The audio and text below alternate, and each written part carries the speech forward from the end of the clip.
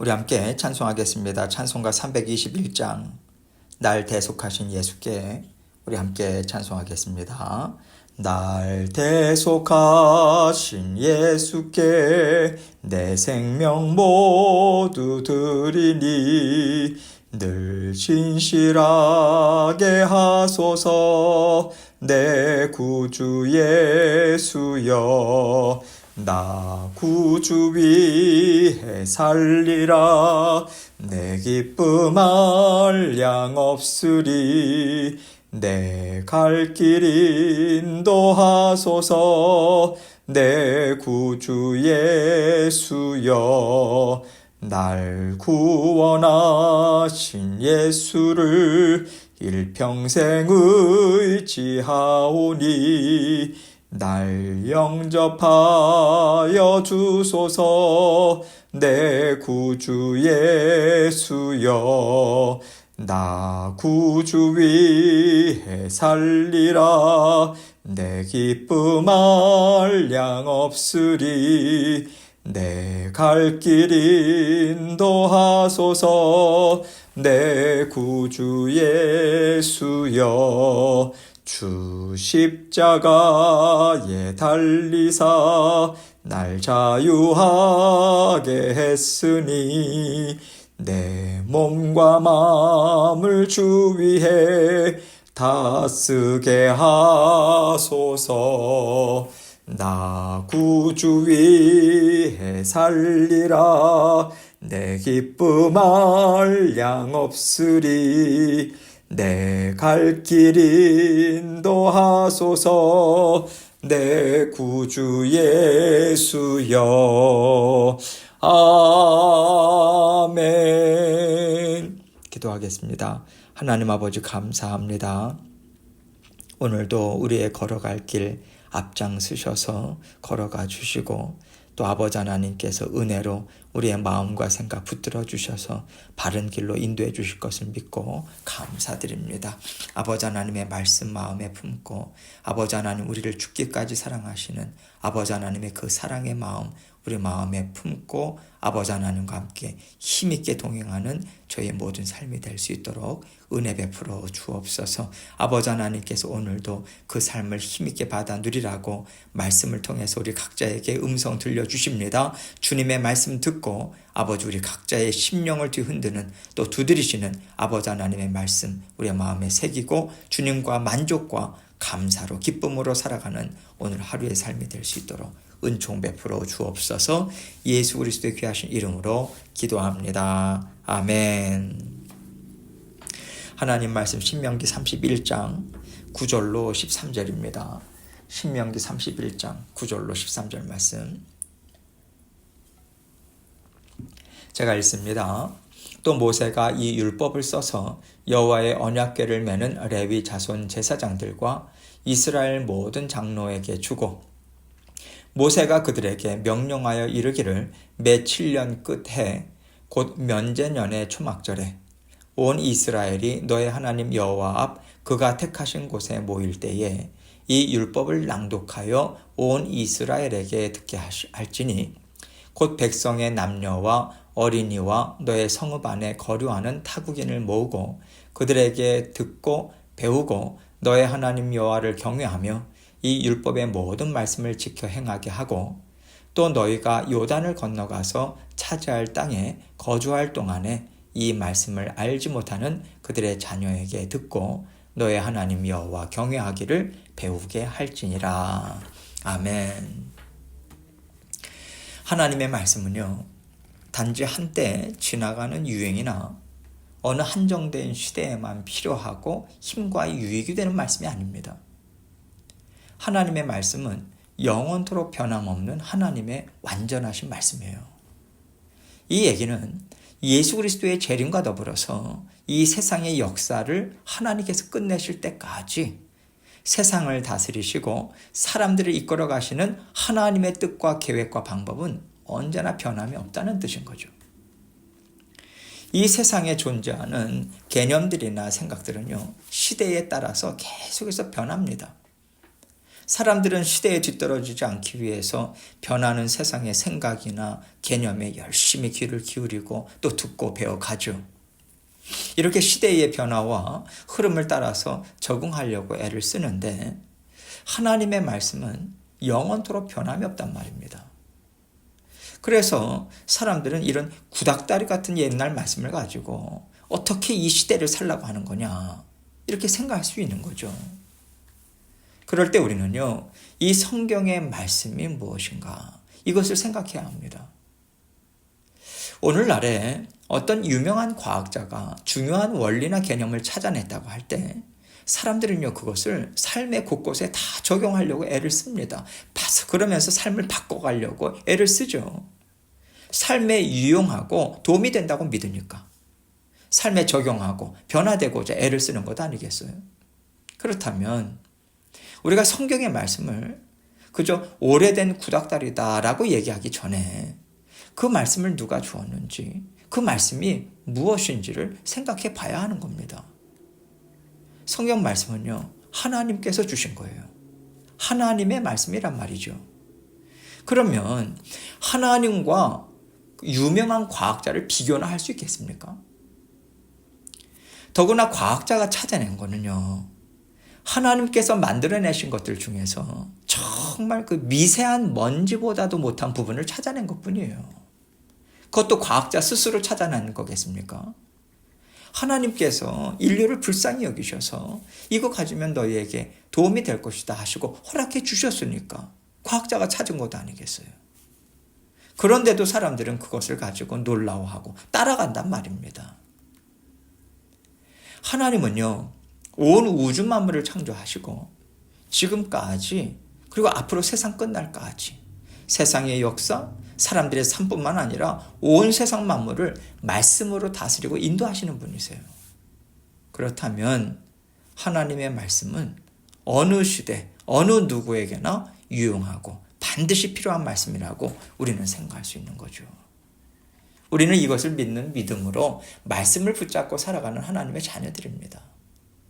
그래서 하나님께서 오늘 말씀을 통해서 하나님의 말씀을 대대손손 이어지게 하라고 하는 그 명령을 주고 계시는 것이 이스라엘 백성들뿐만 아니라 오늘을 살아가는 우리에게도 동시에 주어지고 있는 거죠. 이 생각을 갖고 오늘 말씀을 함께 생각해 보겠습니다. 9절 말씀 봅니다. 또 모세가 이 율법을 써서 여호와의 언약궤를 매는 레위 자손 제사장들과 이스라엘 모든 장로에게 주고, 하나님께서 말씀을 기록해서 먼저 제사장들과 모든 장로들, 그 지도자들에게 주었다고 얘기하고 계세요. 이것은요, 먼저 하나님의 말씀을 전심을 다해서 배우고 이해하고 살아내서 살아낸 말씀으로 하나님의 자녀들을 계속해서 가르치고 양육하라고 하는 책임을 하나님께서는 그들에게 맡기셨다는 거예요. 하나님이 먼저 나에게 말씀을 맡겨주셨다, 나를 가르치는 자로 세워주셨다라고 하면서 잘난 척하고 그것으로 높은 자리를 차지하라고 주신 게 아니라는 거죠. 10절로 11절입니다. 모세가 그들에게 명령하여 이르기를 매 7년 끝에 곧 면제년의 초막절에 온 이스라엘이 너의 하나님 여호와 앞 그가 택하신 곳에 모일 때에 이 율법을 낭독하여 온 이스라엘에게 듣게 할지니. 하나님께서는 지금 특별히 초막절 절기와 함께 말씀을 기억하도록 명령하고 계세요. 하나님께서는 이스라엘 백성들에게 매해 여러 절기들을 지키라고 명하셨습니다. 그 중에 대표적인 절기들이 6월절과 7.7절 그리고 초막절이었죠. 여기 말씀에는 초막절이 나오는데요. 이 초막절은요, 하나님 그 이스라엘 백성들이 40년 동안 광야에서 장막을 치고 생활했던 것을 기억하라고 하는 의미에서 이제 그들이 살던 집에서 나와서 천막을 치고 일주일 동안 생활하게 하셨어요. 하나님께서. 하나님은요, 광야 생활 동안 이런 천막에서 지냈구나, 이렇게 지냈겠구나, 이런 것을 기억하라는 게 아닙니다. 우리 조상들이 광야에서 살 때 하나님께서 가라고 하시면 바로 가고 머물라고 하는 머물라고 하실 때 머무는 삶을 살았구나. 하나님의 백성들은 이렇게 살아야 하는 거구나. 하나님이 광야에서 우리 조상들을 직접 먹이시고 직접 입히셨네. 하나님께서는 약속의 말씀을 주시고 말씀을 이렇게 성취해 주셨네. 이렇게 하나님은 어떤 분이신지, 하나님께서 어떻게 일하셨는지 말씀을 통해서 되새기고 기억하면서 우리를 인도하시고 보호하시고 보살피시는 하나님이시다. 이것을 마음에 새기라고 하는 의미로 주신 거예요. 그래서 이스라엘 백성들은 내 하나님, 저 또한 하나님의 인도하심을 따라서 살아가겠습니다. 가라고 하시면 가고 멈추라고 하시면 멈추겠습니다. 하나님 말씀을 믿고 순종하면서 살아가겠습니다. 이렇게 다짐하는 시간을 구별해서 가지라고 하는 그런 의미에서 이 초막절 절기를 지키고 그렇게 하나님의 말씀을 살아내는 거죠. 특별히 하나님께서는 매 7년마다 돌아오는 면제년, 즉 안식년이라고도 이야기합니다. 이때의 초막절은 어떻게 지켜야 하는가 구체적으로 말씀을 주고 계세요. 하나님께서는 이스라엘 백성들에게 7년마다 안식년을 갖게 하셨어요. 그때는요, 사람들뿐만 아니라 가축들도 다 쉬어요. 땅도 휴식을 취하게 하셨습니다. 쉼의 시간을 주신 거죠. 쉬면서 여유로운 마음으로 말씀을 듣고 배우면서 하나님이 어떤 은혜를 나에게 베풀어 주셨는가 그거 생각하고 또 앞으로 어떤 삶을 살아갈 것인가 말씀을 통해서 그 마음과 생각을 다지고 새롭게 하라고 하나님께서 그 시간을 허락해 주신 거예요. 하나님께서는요, 억지로라도 순종할 수 있도록 그 이스라엘 백성들의 바쁜 삶, 그 흐름을 끊어주시면서까지도 쉼의 시간을 갖도록 백성들이 반드시 지켜야 할 법으로 정해서 주신 거예요. 이렇게까지 하나님께서 하신 것은요, 사람에게는 욕심이 한이 없는 것을 잘 알고 계시기 때문에 그래요. 물론 하나님께서 열심히 일할 것을 명하셨습니다. 그러나 열심히 일한다고 해서 풍성한 수확을 얻고 좋은 열매가 보장이 되는 것입니까? 하나님께서요, 이른 비와 늦은 비를 내려주셔야 돼요. 보살펴 주시고 온갖 자연재해로부터 하나님께서 지켜주셔야만 풍성한 열매를 얻을 수 있는 것입니다. 하나님께서 이렇게 안식하라고 명하시는 데는요, 쉬고 너희가 안식을 누릴 때도 나는 너희에게 풍성한 은혜를 여지없이 베풀어 줄 것이다. 너희 삶을 내가 책임진다라고 하는 것, 이거 알려주고자 하시는 하나님의 뜻이 담겨 있는 거예요. 그리고 하나님께서는 실제로 하나님께서 그 은혜를 베풀어 주셨습니다. 그것을 통해서 이스라엘 백성들이 깨닫죠. 이렇게 쉬고도 먹고 살아갈 수 있네. 하나님께서 책임지시고 하나님께서 공급해 주시는 거 맞구나. 하나님께서요, 공급해 주시고 필요를 채워주시는 분이시다. 너희 스스로 힘으로 너희 스스로의 어떤 능력이 있어서 그러한 것들을 얻을 수 있는 게 아니라 하나님이 주시는 것이다. 하나님의 주인 되심, 하나님의 아버지 되심, 공급자 되심, 그것을 경험할 수 있는 기회를 주신 거죠. 그러한 시간을 주시는 하나님의 뜻, 목적, 계획, 또 하나님의 일하심, 이것을 알지 못한다면요, 그 시간 안식하면서 지낼 수 없는 거예요. 계속해서 짜증을 내겠죠. 하나님께 온갖 불평을 쏟아놓는 시간을 갖게 될 것이고요. 그 시간은 절대로 은혜의 시간이 될 수 없는 거죠. 그래서 이것을 통해서 우리가 깨닫게 되는 것은요, 하나님이 주시는 어떤 말씀이든지 간에, 하나님께서 어떤 명령을 주시든지 간에 먼저 그 안에 담겨진 하나님의 심정이 무엇인가, 하나님께서는 은혜와 복을 베풀기를 원하시는 뜻에서 그것을 주고 계시다라고 하는 거, 우리는 그것을 붙잡아야 돼요. 그것을 우리의 마음에 새기고요, 받아들이도록 우리가 애써야 합니다. 애쓴다라고 하는 것은 쉽지 않기 때문에 그래요. 쉽지 않지만 그래도 애를 쓰고자 힘쓸 때 하나님께서 그 은혜 베풀어 주시고요, 그 시간을 통해서 정말 하나님이 주시는 복과 은혜 남김없이 받아 누릴 뿐만 아니라 새로운 힘, 소망, 이것을 우리는 가질 수 있는 거죠. 하나님께서는 단지 소수의 사람들만 그것을 누리기를 원하지 않으셨어요. 그래서 온 이스라엘을 모이게 해서 그때 율법을 낭독하여 온 이스라엘에게 듣게 하라, 이 말씀 주고 계십니다. 온 이스라엘을 모이게 하래요. 하나님께서 정하신 곳 가나안 땅에 들어가자마자 이제 실로라고 하는 곳에 하나님의 언약궤가 있었습니다. 그곳에서 오랜 동안 지켜왔죠.